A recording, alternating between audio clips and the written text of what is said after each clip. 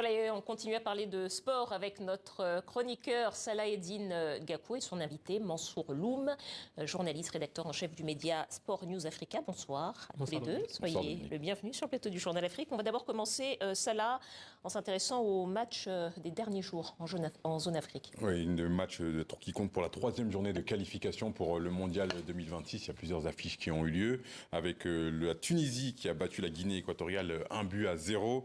Les Tunisiens signent leur troisième victoire en 3 matchs. Égypte, Burkina Faso, victoire des Pharaons, 2-1, qui remporte également une troisième victoire dans ces éliminatoires. Le Sénégal, à domicile, a été tenu en échec par la République démocratique du Congo. Score final, 1 but partout. Le Bénin met fin à plus de 2 ans sans victoire en battant le Rwanda 1-0. L'Algérie a été battue par une très belle équipe guinéenne sur le score de 2-1. Et la mauvaise opération du Mali qui a été battue par les Black Stars du Ghana 2-1 également. Voilà, et puis on va s'intéresser à d'autres rencontres en cette troisième journée des éliminatoires. 3 matchs qui sont en train de se terminer actuellement. Il reste quelques minutes. Nigeria, Afrique du Sud, les Nigérians mènent 1-0. Maroc, Zambie, les Lions de l'Atlas mènent 2-0. Et Côte d'Ivoire, Gabon, 1-0 pour les éléphants champions d'Afrique. Voilà, et puis on a vu aussi que les Lions du Sénégal, les Lions de la Teranga avaient été tenus en échec par l'équipe de la RDC. Vous avez suivi le match avec beaucoup d'attention. Beaucoup d'attention, on peut parler clairement de contre-performance pour les Lions de la Teranga, incapables de faire le break dans ce match en deuxième mi-temps malgré plusieurs occasions. Je vous propose d'écouter le sélectionneur Aliou Cissé qui est lui satisfait de la manière. Non, je pense que ce match, on l'a plutôt bien abordé. En première période, on a pu sortir les ballons tranquillement, mettre en place nos circuits de jeu. On s'est procuré des occasions. C'est vrai qu'en face de nous aussi, il y avait une très belle équipe du Congo. On le savait. On savait que c'était une très très très bonne équipe. Concernant nos pistons, je crois que ce soit Ismaïla Sarr ou bien que ce soit Habib Diarra, ils ont été quand même très performants. C'est vrai qu'effectivement, Habib a eu un coup de moins bien en deuxième période. Mais en réalité, on n'était pas trop en danger. On était bien en place. Effectivement, il venait, il provoquait, mais nous, on a eu les transitions qu'on aurait pu mieux utiliser, mieux jouer pour marquer ce deuxième but-là qui nous a fait défaut. Dans l'ensemble, moi, je suis plutôt content de notre prestation, même si on n'a pas gagné. Nous savons que c'est un championnat. Aujourd'hui, effectivement, gagner, ça allait nous permettre, si vous voulez, d'être encore beaucoup plus tranquille pour la suite. Aujourd'hui, ce n'est pas le cas. Il nous faudra être beaucoup plus près pour aller en Mauritanie et essayer d'emporter les 3 points. Mansour Loum, je rappelle que vous êtes journaliste, rédacteur en chef de Sport News Africa, Média Sport News Africa. Ce sont des déclarations qui ont beaucoup fait réagir la presse sénégalaise. Forcément, parce qu'au Sénégal, il y a une grosse attente autour de cette sélection du Sénégal et on s'attendait en tout cas, la presse sénégalaise et les supporters s'attendaient à voir le Sénégal battre la RDC, un petit peu se relancer après la déception née de la CAN. Mais bon, après, Aliou Cissé aussi, il est un petit peu comme ça, toujours dans son discours, c'est-à-dire que toujours tout va bien. Il fait une sorte de paratonnerre au-dessus de son équipe. Et après, par contre, en dessous, il va aller parler aux joueurs. Alors, forcément, attendez les gars, j'ai certes dit que là, ça allait bien, mais après, il va quand même montrer tout ce qui ne va pas, heureusement. Parce qu'effectivement, quand il y a ce match, on se rend compte qu'il y a encore beaucoup de choses à améliorer. Bon, ça, c'est la méthode Aliou Cissé, c'est ça? La méthode que je vais bien. Voilà, je vais bien, tout va bien, mais les résultats montrent quand même qu'il y a un certain déclin. De manière générale, Mansour, on a vu des beaux matchs lors de cette troisième journée de qualification pour le Mondial 2026. Plus que jamais, on peut dire il n'y a plus de petite équipe sur le continent africain.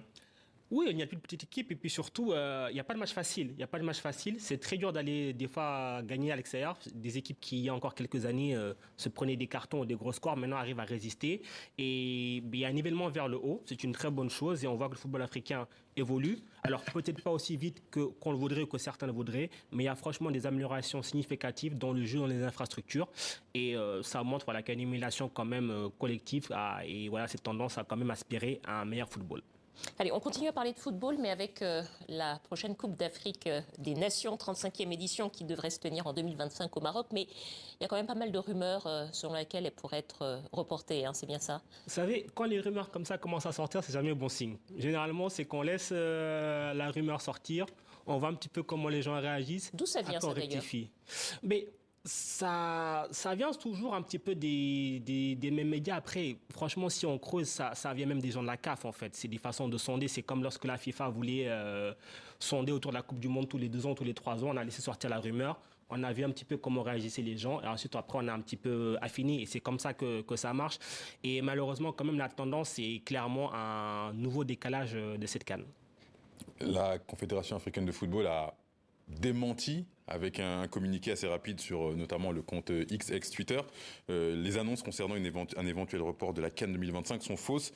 Le comité exécutif de la CAF se réunira pour délibérer et prendre une décision sur les dates de la CAN 2025. Comment on peut interpréter cette déclaration de la Confédération africaine de football? On appelle ça reculer pour mieux sauter, franchement, parce qu'en fait, finalement, quand on démentit, on dit non, la CAN n'est pas reportée, point. Mais là, on dit la CAN n'est pas reportée, mais nous allons nous réunir pour délibérer. Il n'y a pas à délibérer si les dates étaient déjà fixées, que le Maroc était pays hôte pour cette édition en été.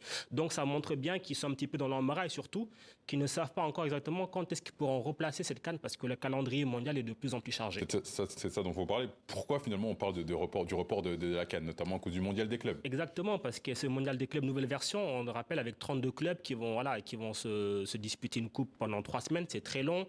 Forcément, ça va engager des équipes africaines, il y en aura 4, et aussi des joueurs africains dans les clubs européens, donc ça fait vraiment beaucoup de monde. Et ça veut dire que tout ce monde-là ne peut pas enchaîner la Coupe du Monde des clubs et ensuite enchaîner avec une CAN. Ce serait vraiment, déjà pour leurs organismes, pas très bon, et puis pour le spectacle qui sera proposé à la CAN, pas terrible non plus. Donc forcément, et puis même la FIFA ne veut pas trop qu'on fasse d'ombre à sa nouvelle compétition. Donc qu'est-ce qu'on fait? On dit à la CAN et surtout à la CAF, bon écoutez, essayez de trouver une autre date pour votre compétition.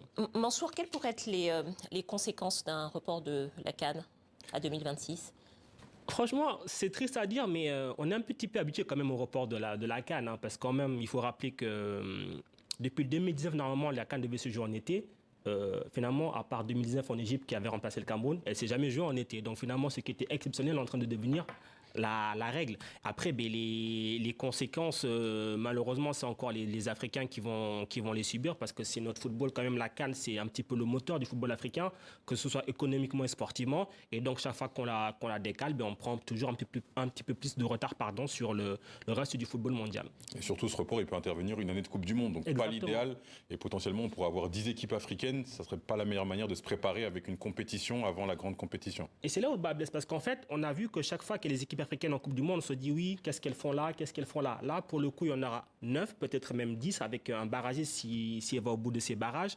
Ce sera la première édition avec 48 équipes. Donc forcément, le continent africain sera attendu. Sauf que là, si, supposons, un cas de figure, la CAN est reportée en janvier 2026, ça veut dire que des équipes vont enchaîner la CAN 2026, ensuite 6 mois après la Coupe du Monde. Sachant qu'entre-temps, en plus, il y a la nouvelle version de la Ligue des Champions, Ligue Europa et autres, donc ça va être très très compliqué. Ça va être très compliqué, en tout cas on suivra tout ça avec attention, n'est-ce pas Salah Eddine Gakou? Merci à vous, merci d'être venu sur le plateau du Journal Afrique et c'est la fin de cette édition.